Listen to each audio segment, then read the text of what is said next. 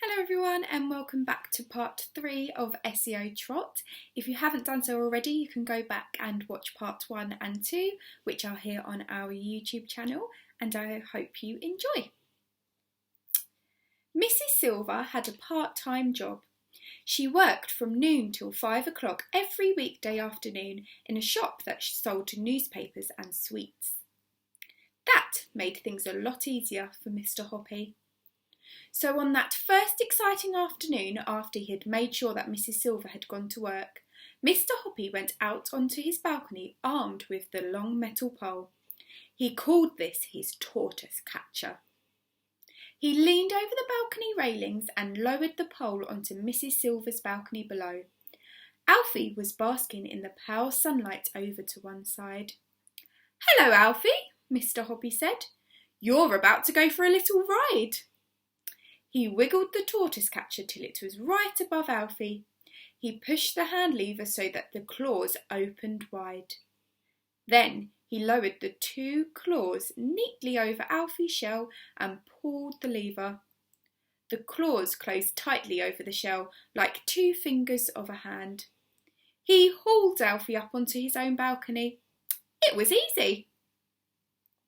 Mr. Hoppy weighed Alfie on his own kitchen scales just to make sure that Mrs. Silver's figure of 13 ounces was correct. It was.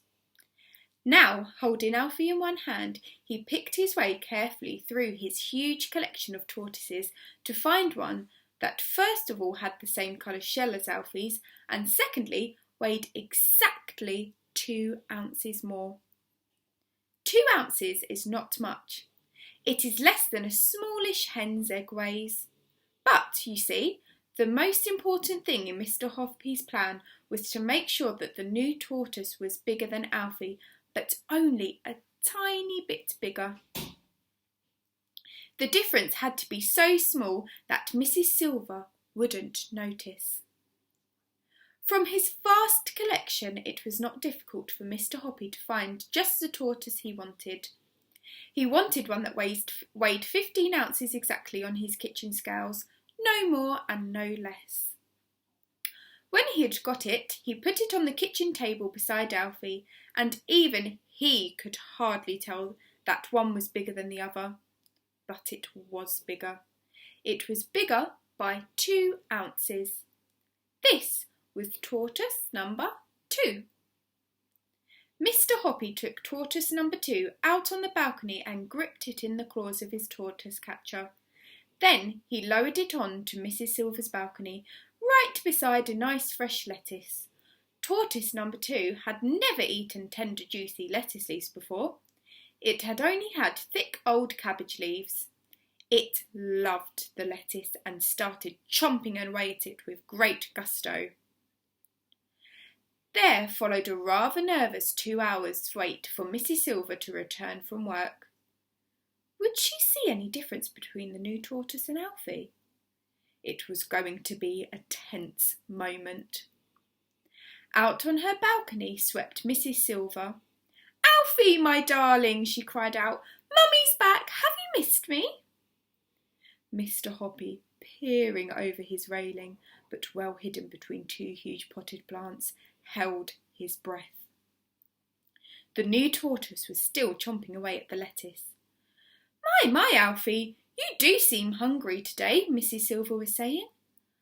"It must be Mr. Hoppy's magic words I've been whispering to you."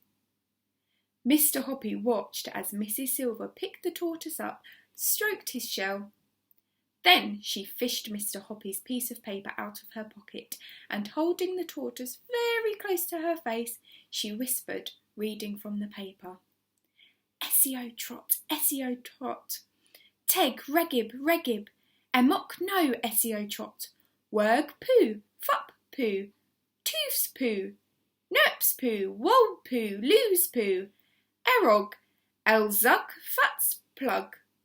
Tup no taff, Esio Trot. Tup no taff, teg no, elbog doof." Mr. Hoppy popped his head out of the foliage and called out, "Good evening, Mrs. Silver. How is Alfie tonight?" "Oh, he's lovely," Mrs. Silver said, looking up and beaming. And he's developing such an appetite. I've never seen him eat like this before. It must be the magic words. You never know, Mr. Hoppy said darkly. You never know. Mr. Hoppy waited 7 whole days before he made his next move. On the afternoon of the 7th day, when Mrs. Silver was at work, he lifted tortoise number 2 from the balcony below and brought it to his living room.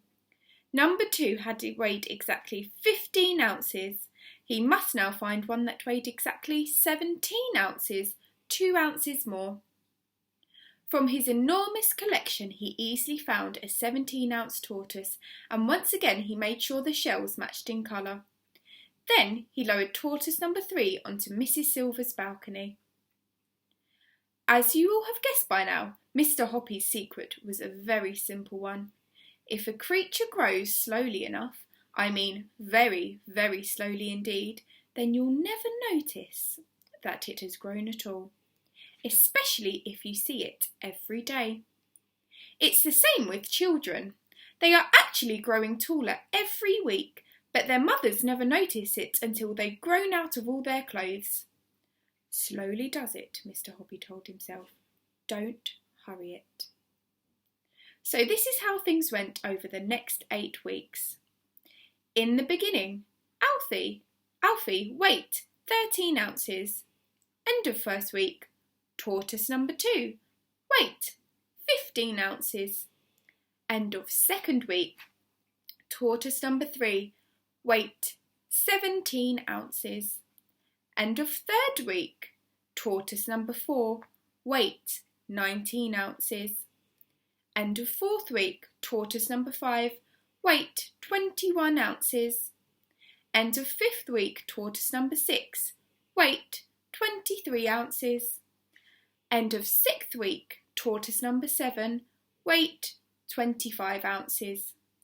And finally, the end of the 7th week, tortoise number 8, with the weight of 27 ounces. Alfie's weight was 13 ounces. Tortoise number 8 was 27 ounces.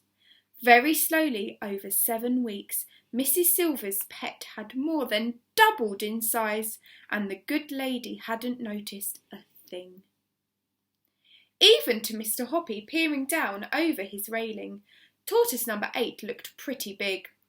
It was amazing that Mrs. Silver had hardly noticed anything at all during the great operation. Only once has she looked up and said, "You know, Mr. Hoppy, I do believe he's getting a bit bigger. What do you think?" "I can't see a lot of difference myself," Mr. Hoppy had answered casually. But now perhaps it was time to call a halt, and that evening Mr. Hoppy was just about to go out and suggest to Mrs. Silver that she ought to weigh Alfie when a startled cry from the balcony below brought him outside fast. "Look!" Mrs. Silver was shouting. "Alfie's too big to get through the door of his little house. He must have grown enormously." "Weigh him," Mr. Hoppy ordered. "Take him in and weigh him quick." Mrs. Silver did just that, and in half a minute she was back holding the tortoise in both hands and waving it above her head and shouting, "Guess what, Mr. Hoppy, guess what? He weighs 27 ounces. He's twice as big as he was before. Oh, you darling," she cried, stroking the tortoise. "Oh, you great big wonderful boy, just look what clever Mr. Hoppy has done for you." Mr. Hoppy suddenly felt very brave. "Mrs. Silver," he said, "do you think I could pop down to your balcony and hold Alfie myself?" "Why, of course you can," Mrs. Silver cried. "Come down at once." Mr. Hoppy rushed down the stairs and Mrs. Silver opened the door to him. Together they went out on the balcony.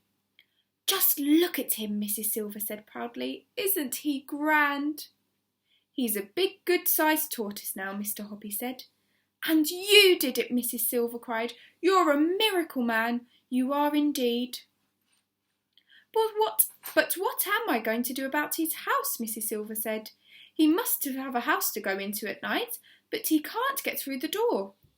They were standing on the balcony looking at the tortoise who was trying to push his way into his house. but he was too big. Thank you for listening to part 3 of Esio Trot. I can't wait to see you soon for the next part. Bye!